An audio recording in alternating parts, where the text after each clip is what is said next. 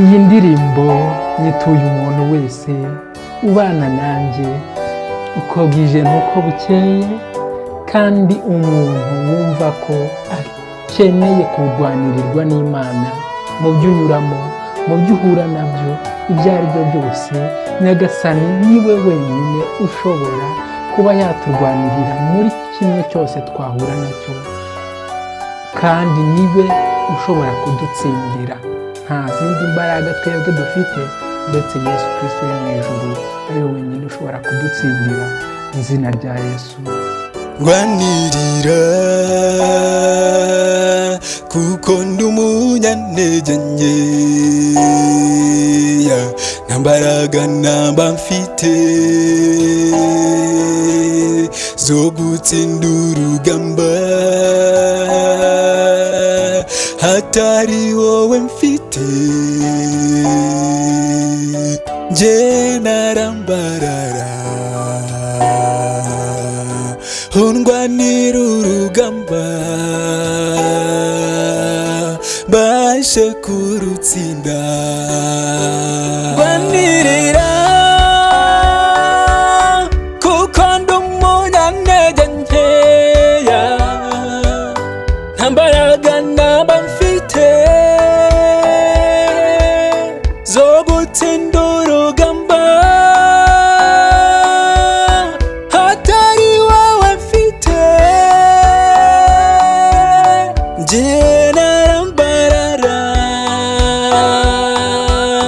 Rwanira urugamba mbashe kurutsinda. Urakomeye nawe kwisunze, wigeze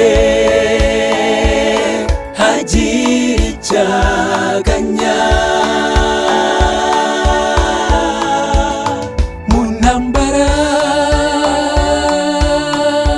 n'umugaba mukuru ntajyatsindwa, tsinda kubwe. Urakomeye nawe kwisunze, wigeze hagira icyaganya mu ntambara, n'umugaba mukuru ntajyatsindwa, tsinda kubwe.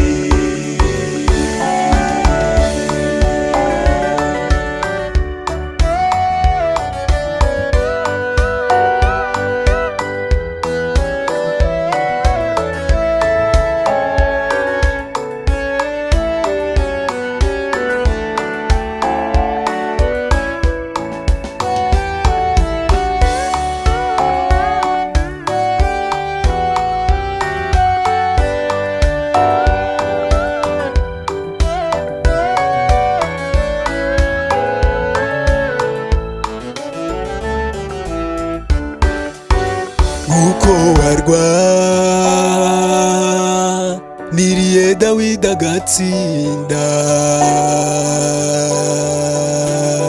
ndagusaba nanjye undwanirire. Nutegeka ibuye rimwe rirahagije,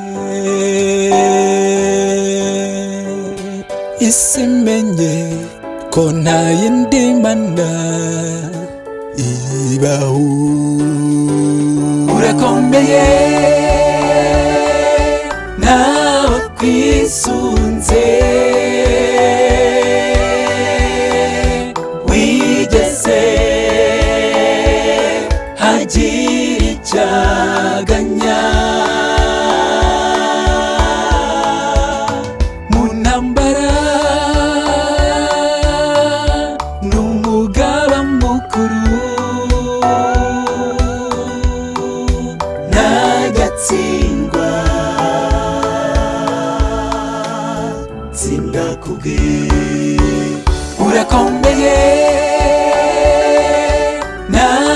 kwisunze